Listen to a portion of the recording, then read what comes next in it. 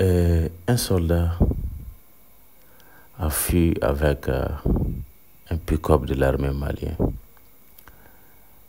Je vous explique tout dans cette vidéo, chers abonnés. Et c'est une désertion à Gundam. Il s'agit d'un première classe, un soldat première classe du nom de Badian Ag Hukanani.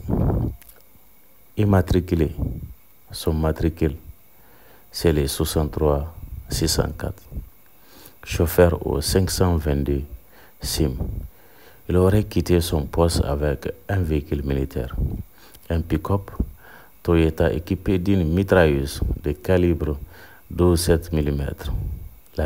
La disparition du militaire et du véhicule a été signalée aux premières heures et la destination demeure pour l'instant inconnue.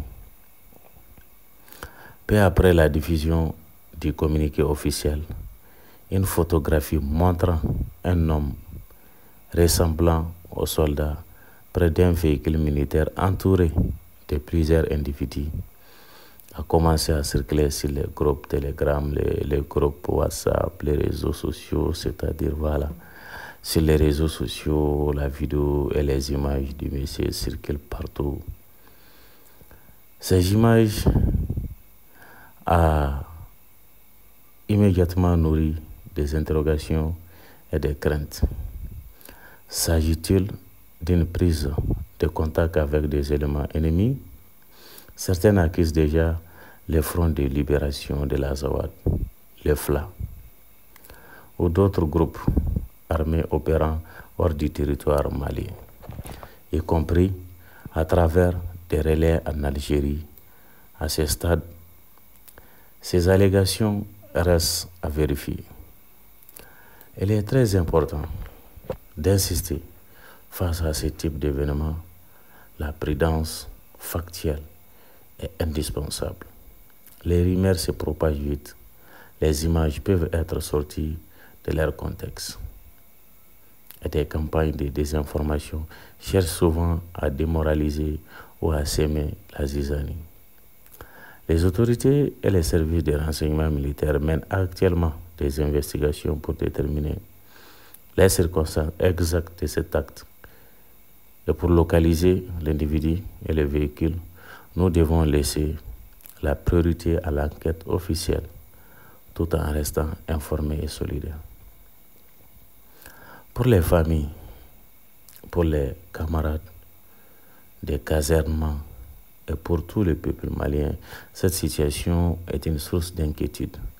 La sécurité des matériels et des personnels est vitale pour la stabilité nationale. Quant à un engin lourd équipé d'une arme de gros calibre tombe entre des mains, de mauvaises mains, les risques pour les populations et pour nos opérations sur les terrains augmentent immédiatement. C'est pourquoi la vigilance et la coopération entre citoyens et forces de sécurité sont essentielles dans ces moments. L'élément aurait agi seul, emportant le véhicule pour rejoindre un groupe ou pour fuir vers une zone frontalière. Complicité interne possible d'un relais ou d'appui logistique, humain ou matériel ayant facilité la sortie du véhicule. Ruse ou manipulation? Est-ce une diffusion d'images pour discréditer les forces ou pour attiser les tensions communautaires ou régionales? Quels qu'en soient les scénarios réels, la réponse doit être rapide, méthodique et conforme au droit. Recherche et regroupement d'informations, vérification de communication, de contrôle des postes frontaliers, surveillance des réseaux où la photo a circulé, appel aux informations locaux. Aux informateurs locaux, je vais dire, excusez-moi. Et ce que j'aimerais dire d'abord sur cette information aux auditeurs. J'ai un message clair et responsable. N'alimentez pas la peur par des partages. Si vous avez des informations utiles, emplacement, mouvement suspect, voix ou images inédites, signalez les autorités compétentes ou à nos forces locales en respectant la sécurité. Les renseignements de la population sont souvent ce qui permet de retrouver du matériel volé et de ramener des soldats égarés vers la loi et la justice.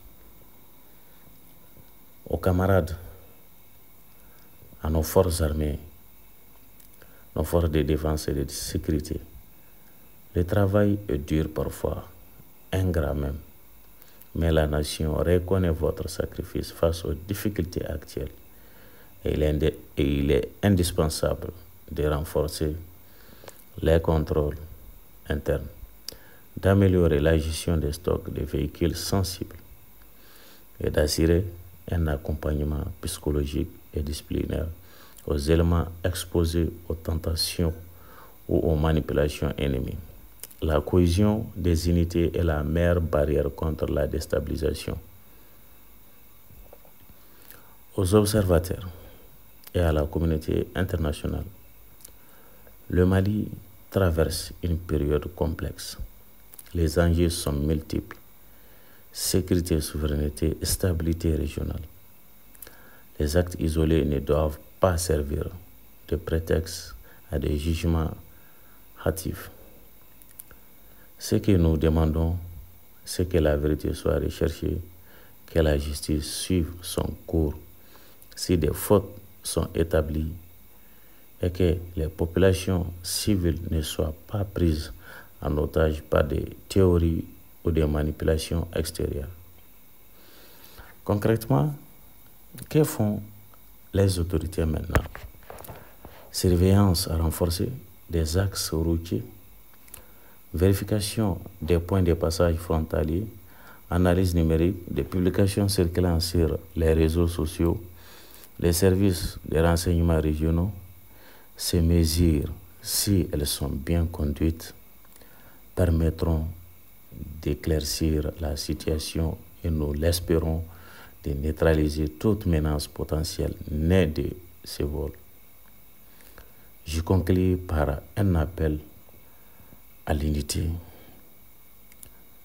Le Mali a connu des périodes de tension et à chaque fois la nation a su se relever grâce à la résilience de ses populations et au professionnalisme de ses forces. Restons vigilants. Ne cédons ni à la panique, ni à la haine. Aidons-les par l'information vérifiée, les signalements responsables et par un soutien moral aux soldats qui, jour après jour, patrouillent, veillent et protègent. Restez connectés sur votre chaîne Maham 6 TV. Nous continuerons de suivre ces dossiers, de vérifier les faits et d'apporter des informations sourcées et fiables. Que Dieu protège le Mali, ses défenseurs et toutes les familles affectées par ces événements. Merci. À très bientôt pour une prochaine vidéo sur votre chaîne Maham 6 TV. Bonsoir.